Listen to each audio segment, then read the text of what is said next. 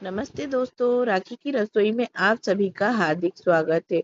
आप सभी को दीपावली की हार्दिक शुभकामनाएं। आज हम बनाने वाले हैं मैदे के मीठे शक्करपारे। देखिए कितने शानदार बनकर तैयार हुए हैं, बिल्कुल माउथ मेल्टिंग है। अब यहाँ पर इसे बहुत थोड़ी सी चीजें जो घर में हमारे पास हमेशा अवेलेबल रहती हैं उससे बनाकर तैयार किया जा सकता है। अब यहाँ पर मैंने 1.25 किलो जो है मैदा लिया है, उसमें आधी चम्मच मैंने नमक को डाल दिया है, जिससे कि इसका जो एक मीठा का टेस्ट है वो बैलेंस रहे। तो अब अच्छे से हमें इसमें नमक को मिक्स कर देना है। अब यहाँ पर मैंने 2 कटोरी मेल्ट किया हुआ घी लिया है। बहुत ज्यादा मेल्ट भी नहीं रहे, थोड़ा सा मेल्टेड घी हो, और ये शुद्ध घी है। इसका ही हमें मोन लगाना है, जिससे कि हमारे जो शक्करपारे हैं वो काफी टेस्टी, सॉफ्ट और क्रंची तीनों एक साथ बनकर तैयार हो। तो बस इसी तरह से हमें अच्छे से मोन को लगाना है, बहुत अच्छे से मोन को लगाइए, जिससे कि हमारे शक्करपारे काफी शानदार बनकर तैयार होते हैं। आप आगे वीडियो में देखेंगे भी कि मेरे शक्करपारे कितने शानदार बनकर तैयार हुए हैं। अब मोन को अच्छे से एक एक दाने में, कण में पूरा पहुंच जाए मोन, तो इसके लिए हाथों से रब कर कर देखना है। अब देखिए, हाथों से रब कर कर देखने के बाद इस तरह से मुट्ठी बनाकर देखिए कि मुट्ठी अच्छे से बंध रही है, मतलब हमारा मोन जो है वो परफेक्ट है। अब यहाँ पर थोड़ा थोड़ा पानी डालकर हमें यहाँ पूड़ी जैसा आटा गूंथ लेना है, क्योंकि इसे थोड़ा सा मैंने टाइट ही उसना है, पूड़ी जैसा, कि जिसमें बाद में ये गल कर तैयार हो तो काफी अच्छे इसके शक्करपारे बनकर तैयार हो। मैंने 5-6 घंटे के लिए गीला कपड़ा कर कर और उसे ढक कर रख दिया था। अब यहाँ पर 6 घंटे हो चुके हैं, तो मैंने शक्कर को मेजर करने के लिए ले लिया है। जितना हम मैदा लेंगे लगभग उतनी ही हमें शक्कर को भी मेजर कर कर लेना है। तो मैंने यहाँ पर 1.25 किलो मैदा लिया था, तो यहाँ पर 1 किलो मैंने शक्कर को लिया है, क्योंकि सेम रेशो में ही ये रेसिपी सही बनकर तैयार होती है। अब यहाँ पर कढ़ाई में मैंने 1 किलो शक्कर को डाल दिया है, और जिस बर्तन में मैंने शक्कर को मेजर किया है उसी बर्तन को पूरा भरकर सेम क्वांटिटी में हमें पानी को डालना है, जिससे कि हमारी चाशनी जो है वो काफी अच्छी बनकर तैयार हो और किसी भी तरह से हमें परेशानी ना उठानी पड़े। अब देखिए कितना इम्प्योरिटी है शक्कर में। तो यहाँ पर मैंने थोड़ा दूध डाल दिया है, लगभग 2 टीस्पून के करीब मैंने दूध को डाला है, और गैस की फ्लेम को मैंने हाई कर दिया है। तो यहाँ पर देखिए कितना गंदगी है। अगर मार्केट से हम कोई भी चीज लेकर आते हैं तो ये फेस्टिवल टाइम पर तो बिल्कुल भी हम बिलीव नहीं कर सकते हैं कि हम जो खा रहे हैं वो बिल्कुल प्योर ही हो।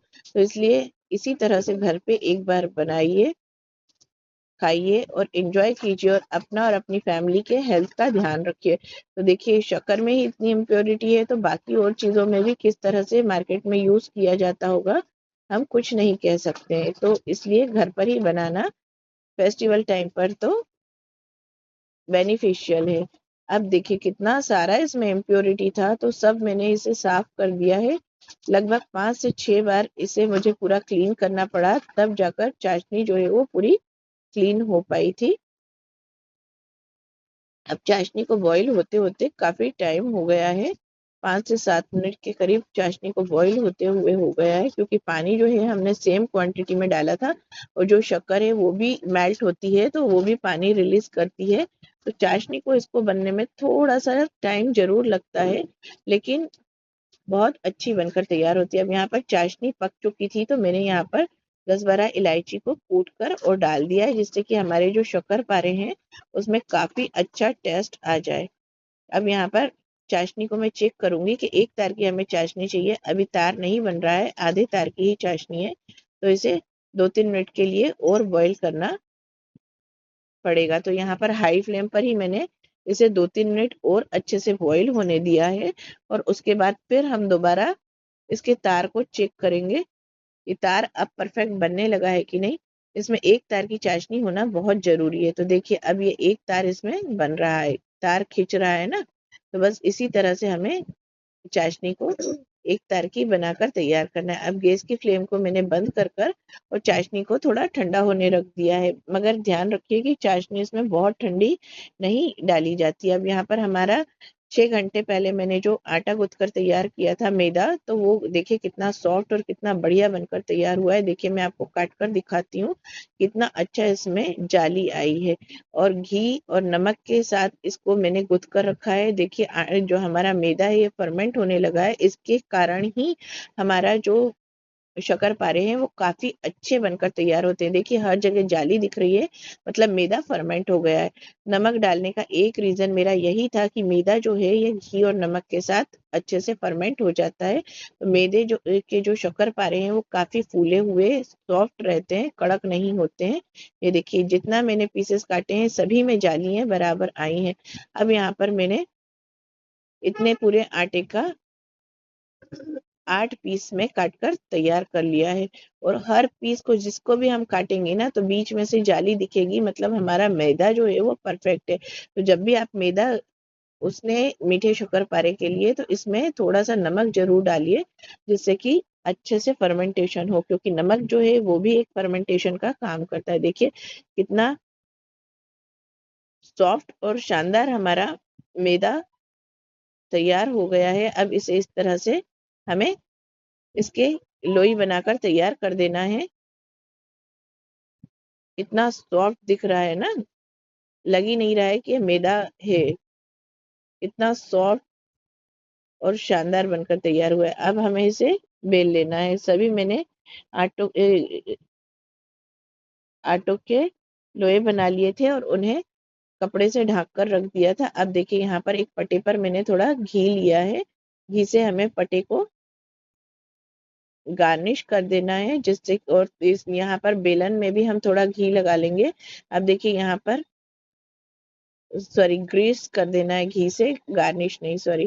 तो यहाँ पर इस तरह से मैंने बेल लिया है। इतनी थिक का हमें मोटा बेल कर तैयार करना है, जैसे कि हमारी पराठे की तह रहती है ना, उस तरह का हमें थोड़ा मोटा बेल कर तैयार करना है। बहुत ज़्यादा भी मोटा ना रहे और बहुत पतला भी ना रहे।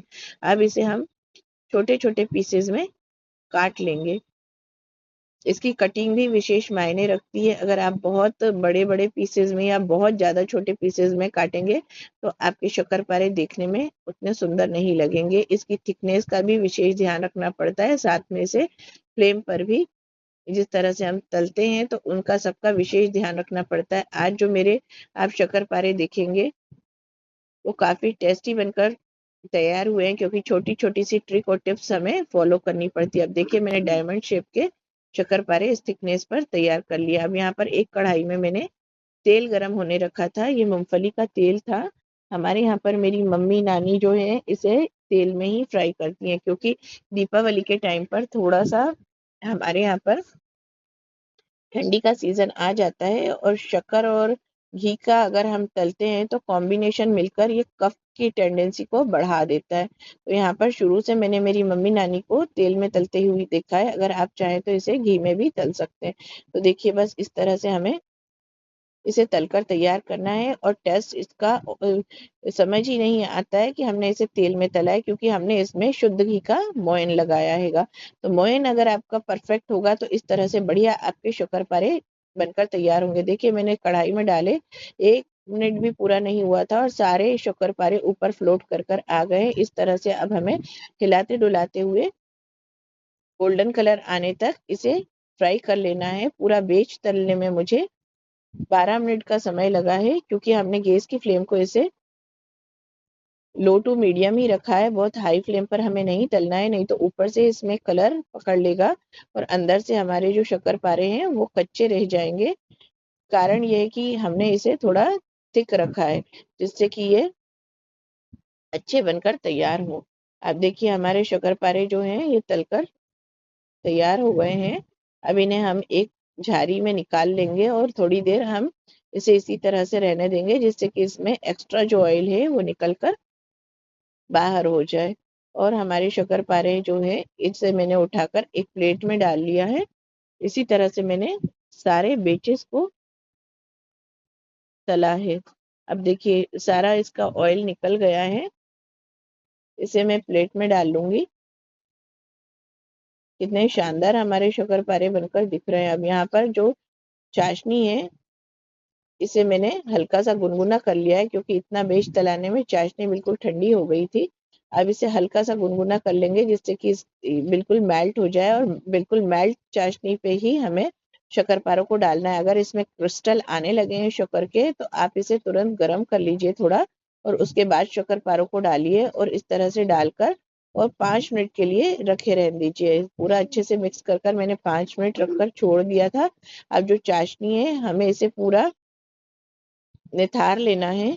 तो मैंने झारी की सहायता से इस तरह से शक्कर-पारों को निकाल लिया है और इन्हें थोड़ी देर के लिए निथरने के लिए रख दिया है, जिससे कि एक्स्ट्रा जो चाशनी है, वो हमारी कढ़ाई में निथर कर तैयार हो जाए। और इस तरह से शक्कर-पारों को थोड़ा फैलाकर मैंने रख दिया। अब देखिए मेरे ऑर्डर कंप्लीट हैं, तो मेरा ऑर्डर भी तैयार है और संग में जितना मैंने शक्कर-पारे बनाए थे, उसमें 1.5 किलो मेरा ऑर्डर बनकर भी तैयार हो गया था, और कुछ शक्कर-पारे घर पर मेरे बच गए थे।